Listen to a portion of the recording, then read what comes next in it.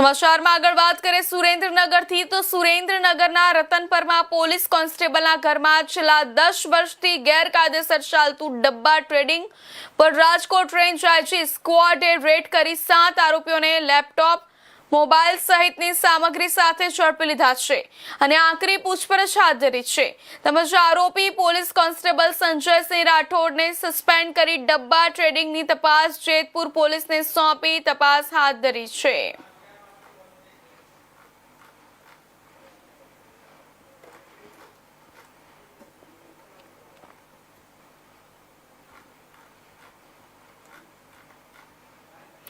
મહત્વના સમાચાર જણાવી દે સુરેન્દ્રનગરથી કોન્સ્ટેબલના ઘરમાં ડબ્બા ટ્રેડિંગનો પર્દાફાશ થયો છે। રાજકોટ આઈજી સ્ક્વોડની ટીમે મોટી રેડ પાડી 7 આરોપીઓ ઝડપાઈ ચૂક્યા છે અને સમગ્ર મુદ્દામાલ અને સાધનો જપ્ત કરવામાં આવ્યા છે। પોલીસ કોન્સ્ટેબલ સંજયસિંહ સસ્પેન્ડ થયા છે।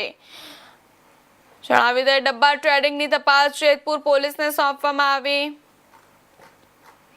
સૌથી મોટી ઘટના બનવા પામી છે સુરેન્દ્રનગરમાં। સુરેન્દ્રનગરના રતનપરમાં પોલીસ કોન્સ્ટેબલના ઘરમાં જ છેલ્લા 10 વર્ષથી ગેરકાયદેસર ચાલતું ડબ્બા ટ્રેડિંગ પર રાજકોટ રેન્જ આઈજી સ્ક્વોડે રેડ કરી 7 આરોપીઓને લેપટોપ મોબાઈલ સહિતની સામગ્રી સાથે ઝડપી લીધા છે।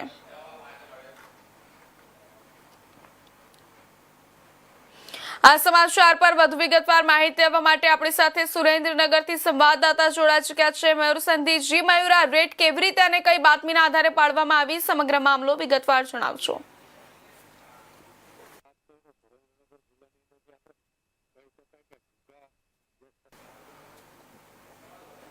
આ લોકો ચલાવતા હોય છે પણ છેલ્લા 10 વર્ષથી ચાલતો હતો।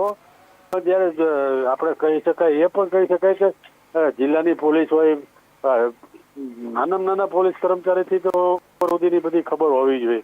બીટ જમાદાર આવતા હોય છે, એરિયા જમાદાર આવતા હોય છે, પીએસઆઈ આવે, કોન્સ્ટેબલ આવે, ડીવાયએસપી આવે, પીએસપી આવે, પણ જ્યારે રાજકોટ જે આઈજી આવે, રેન્જ આઈજી આવે, એ લોકો આવી અને રેડ પાડે અને કાયદેસરની કાર્યવાહી કરે, એ બહુ જ ગંભીરતા બાબતની વાત છે કે જ્યારે જિલ્લાની પોલીસે કાંઈ ના કર્યું ત્યારે એ લોકોએ હજી રેડ પાડી અને કાયદેસરની કાર્યવાહી કરવામાં આવી છે। જે કઈ અને હાલ તો આપણે વાત કરીએ, મુખ્ય તોમતદાર છે જે પોલીસ કોન્સ્ટેબલ છે એ તો જિલ્લો છોડી અને હાલ ક્યાંક ફરાર જ છે, ભલે સસ્પેન્ડ કરી નાખ્યો હોય। આ સિવાયના બીજા પણ ઘણા બધા કર્મચારી આમાં સંડોવાયેલા હોઈ શકે। જી પ્રેરણા। જી મયુર, પકડાયેલા 7 આરોપીઓની ભૂમિકા શું છે અને શું વધુ લોકો સંડોવાયેલા હોવાની આશંકા છે ખરી?